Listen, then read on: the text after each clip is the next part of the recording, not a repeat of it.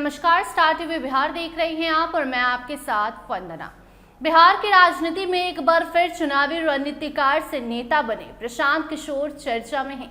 विधानसभा चुनाव में मिली बड़ी हार के बाद जहां विरोधी ये मान रहे थे कि प्रशांत किशोर की राजनीति खत्म हो जाएगी, वहीं अब उन्होंने अगले 5 साल की नई रणनीति के साथ मैदान में उतरने का फैसला कर लिया है।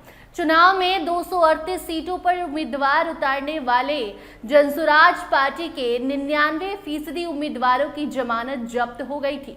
इसके बाद भी प्रशांत किशोर ने साफ कहा था कि वो बिहार छोड़कर नहीं जाएंगे। उनका कहना था कि बिहार को सुधारने की उनकी जिद किसी हार से खत्म नहीं होने वाली है। अब इसी सोच के साथ उन्होंने पटना से करीबन 32 किलोमीटर दूर बिहटा में नया राजनीतिक और संगठनात्मक केंद्र तैयार कर लिया है। इस नए ठिकाने का नाम रखा गया है बिहार नव निर्माण आश्रम। यह आश्रम गंगा किनारे बिहटा में अम्हारा गांव में बनाया गया है। खास बात यह है कि यह आश्रम आईआईटी पटना कैंपस के ठीक पास में है। लगभग 15 बीघा जमीन में फैले इस आश्रम को गांव के किसानों से लीज पर लेकर तैयार किया गया है। यह आश्रम पूरी तरह देसी और मॉडर्न सुविधाओं का मिक्सचर है। यहाँ फूस की बनी हवादार झोपड़ियां हैं, तो दूसरी तरफ जर्मन हैंगर वाले आधुनिक तंबू भी लगाए गए हैं। आश्रम में एक साथ 500 लोगों के ठहरने की व्यवस्था है, जबकि 4000 लोगों की बैठक आयोजित की जा सकती है। इसके अलावा 1000 लोगों की क्षमता वाला बड़ा किचन भी तैयार किया गया है, जहां रोजाना 400 से 500 लोगों का खाना बनेगा।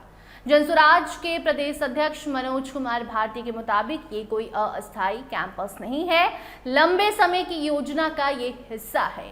अगले 5 साल तक प्रशांत किशोर यहीं रहकर संगठन को मजबूत करेंगे। लगातार स्क्रीन पर वो तस्वीर आप देख रहे होंगे। यहाँ करीबन 500 कार्यकर्ताओं की टीम लगातार काम करेगी। आश्रम को 4 हिस्सों में बांटा गया है। अलग अलग एंट्री गेट भी बनाए गए हैं। वीवीआईपी मीटिंग, कार्यकर्ताओं की बैठक और आम लोगों के लिए अलग से व्यवस्था भी की गई है। सुरक्षा को ध्यान में रखते हुए पूरे परिसर की फेंसिंग भी कराई गई है। जनसुराज की योजना सिर्फ राजनीतिक बैठक तक सीमित नहीं है, बल्कि यहाँ कार्यकर्ताओं को ट्रेनिंग देने के लिए खास मॉड्यूल तैयार किए गए हैं। पार्टी का दावा है कि अगले कुछ महीनों में बिहार के हर गांव, हर बूथ और हर वार्ड में कम से कम 15 मजबूत जनसुराजी कार्यकर्ता तैयार किए जाएंगे। इसके लिए सबसे पहले 40 लाख एक्टिव मेंबर को ट्रेनिंग देने का लक्ष्य रखा गया है। पार्टी पुराने सदस्यों की सदस्यता खत्म कर नए सिरे से संगठन को तैयार कर रही है। पंचायत से लेकर प्रदेश स्तर तक चुनी हुई समितियां बनाई जाएंगी। आश्रम में सिर्फ राजनीतिक ट्रेनिंग ही नहीं दी जाएगी, बल्कि युवाओं को, महिलाओं को अलग से वर्कशॉप भी उनके लिए आयोजित किया जाएगा। युवाओं को सोशल मीडिया का सही इस्तेमाल, डिजिटल प्लेटफॉर्म से रोजगार और स्किल डेवलपमेंट की जानकारी भी दी जाएगी। वहीं महिलाओं को संवैधानिक अधिकारों और सरकारी योजनाओं की जानकारी दी जाएगी। आपको बताते चले कि जनसुराज की टीम का कहना है कि ये आश्रम बिहार बदलाव का सेंटर बनेगा। यहाँ आने वाले हर कार्यकर्ता को ये समझाया जाएगा कि जनसुराज क्यों बना और बिहार में किस तरह बदलाव लाना चाहता है। दरअसल इससे पहले भी प्रशांत किशोर ने पटना के एलसीटी घाट पर बिहार सत्याग्रह आश्रम बनाया था, लेकिन वो छोटा और अस्थायी था। नया बिहार नव निर्माण आश्रम उससे कई गुना बड़ा और अस्थायी बताया जा रहा है। तस्वीरों के माध्यम से आप समझ सकते हैं कि ये कैसा होगा। हालांकि विपक्ष से चुनावी हार के बाद खुद को बचाने की रणनीति बता रहा है, लेकिन प्रशांत किशोर की टीम का दावा है कि ये सिर्फ राजनीति नहीं, बल्कि बिहार के लिए लंबी लड़ाई की तैयारी है।